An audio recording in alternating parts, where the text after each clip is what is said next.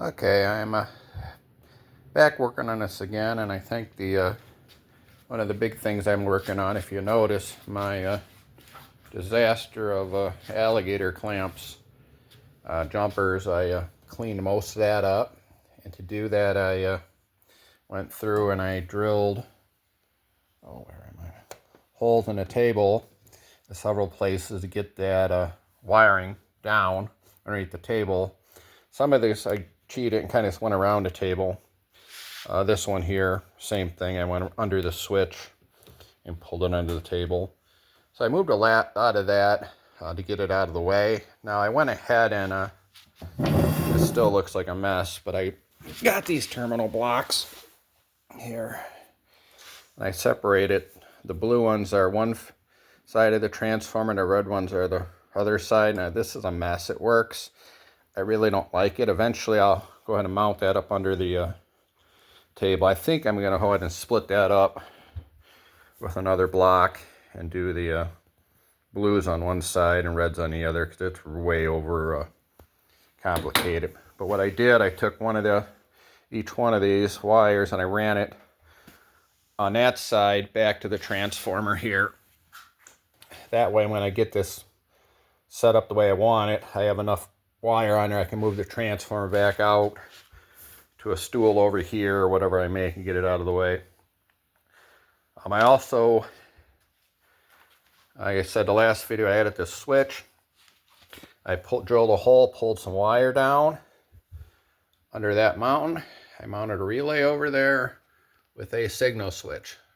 So the plan is, on the inside loop, when the train comes around in that direction, it'll trigger this switch, and it's going to trigger it in this position where the train's always going to go that way. So that what's going to do is actually be able to run the train back through the tunnel.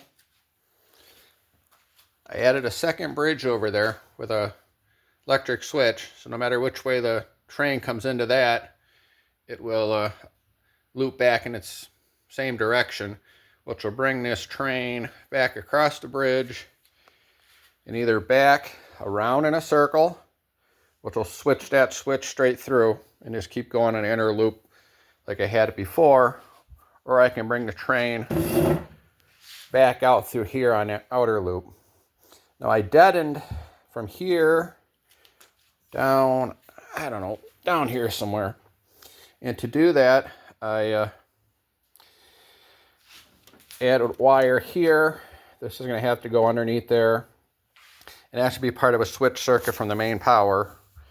Because what that's going to do, I can park a third train on here, and let the inner one run around and around and around and park it. And that train can sit there not doing anything until we get the outer train back out on the main track.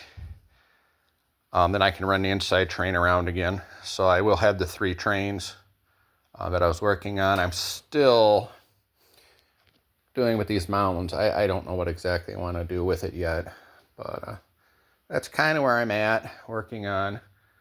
Like I said, I put a bunch of jumper wires throughout the whole set,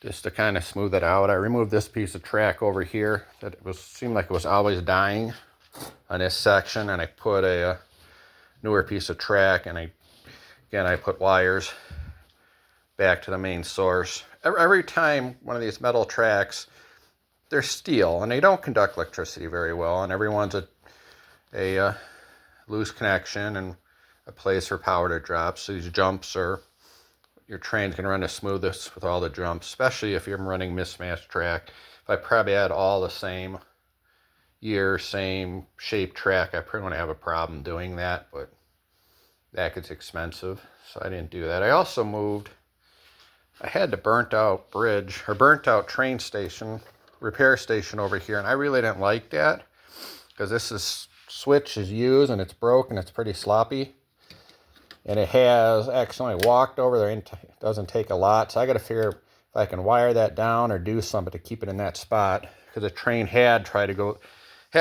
in this way. So I put this here with this stop, so I figure if the train does go that way, at least it's going to hit this instead of the burnt out building. So I moved the burnt out building over here.